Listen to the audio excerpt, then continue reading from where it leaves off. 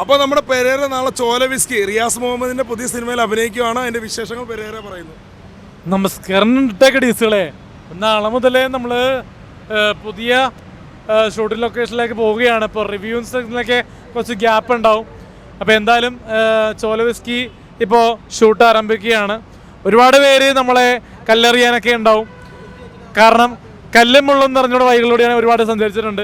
കാരണം സിനിമ ഇൻഡസ്ട്രിയിലാണെങ്കിലും ഒരുപാട് പേര് ശത്രുക്കളായിട്ടുണ്ടാവും. പക്ഷേ എങ്കിലും നമ്മൾ എല്ലാ കടമ്പയും കടക്കും എന്ന് പറയുന്നു. കാരണം ഇപ്പോൾ ഇനി എല്ലാ മാസവും ഓരോ സിനിമയും ഷോർട്ട് ഫിലിമും വെബ് സീരീസൊക്കെ ഉണ്ട്. അപ്പോൾ അതുകൊണ്ട് തന്നെ ചോല വിസ്കിക്ക് നിങ്ങൾ സപ്പോർട്ട് കൊടുക്കണം. അപ്പോൾ നമ്മൾ